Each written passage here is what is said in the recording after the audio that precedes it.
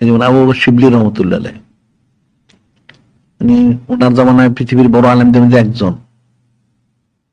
40,000 হাদিস হাফেজ, অনেক পড়াশোনা করছেন, সারা পৃথিবীর যত মূল কিতাব সব পড়া হয়ে গেছে, অনেক বড় আলেম, মাটিতে তার পা পড়ে না।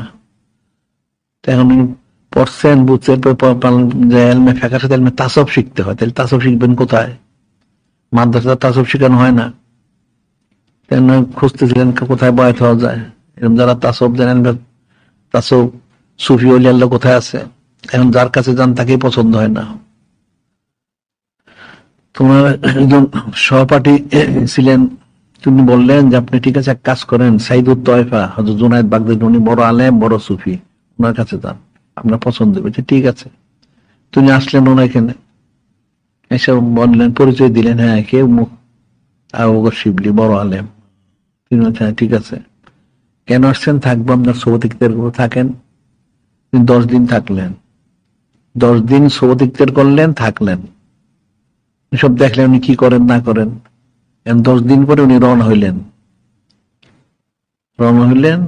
তুমি জিজ্ঞেস করেন কি ব্যাপার, আপনি আসলেন কেন? যে বায়াত গ্রহণ করার জন্য তো আসছিলাম, আমি 10 দিন থাকলাম, আপনার একটা কারামতো দেখলাম না, এই জন্য। এখন একটা আলেম ওলি আল্লাহকে চিনবে, কারামত দিয়ে ওলি আল্লাহ চেনা যায়?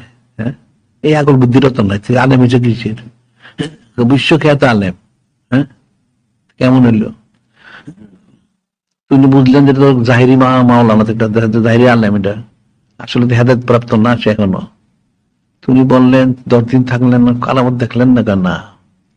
তিনি বললেন যে 10 দিন আপনি থাকছেন, আমাকে সুন্নত ওনার খেলাফ কোন আমল করতে দেখেছেন? এমন একটু চুপ হয়ে গেলেন, চিন্তা করলেন, চিন্তা করে বললেন যে না, তা তো দেখি নাই, সুন্নত ওনার খেলাফ। উনি বললেন এটাই আমার কারামত। এখন জন্ম নিয়ে এটাই আমার কারামত। এখন আরো চুপ হয়ে গেলেন যে বিষয়টা কি, যে 10 দিন উনি থাকলেন, কোন কারামত দেখলেন না, এখন রওনা হইলেন, বিশ্বখ্যাত আলেম। যখন বললেন যে আমাকে সুন্নত ওনার খেলাফ কোন আমল দেখেছেন করতে, না দেখি নেই তো। দেখেন না কেন? না, এটা আমার কারামত। এটা আমার কারামত হয়ে গেল, এটা তো উনি বুঝেন না এখন পর্যন্ত। চুপ হয়ে গেলেন, কিছুক্ষণ পরে বলেন তাহলে হুজুর আমাকে বায়াত করান। কেন বায়াত হবেন? আপনি রওনা হয়ে গেছেন? হ্যাঁ, আমি বুঝতে পারি নাই যে বিশ্বকে, তাহলে আমি বুঝতে পারি, তাহলে মূর্খ লোকরা বুঝবে কোত্থেকে? হ্যাঁ, যে তাসউর কিতাবে লেখে একজন কামেল শেখ বায়াত হয়ে দিলে যাচাই বাছাই করে বায়াত হয়ে, এটা আর একটা মূর্খ সূচক কথাবার্তা।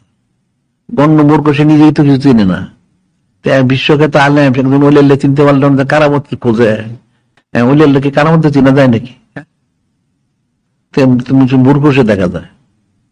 এখন বায়াত করেন, বায়াত কেন হবেন? আপনি রওনা হয়ে গেছেন, আমি তো বুঝতে পারিনি। কেন বুঝতে পারেন না?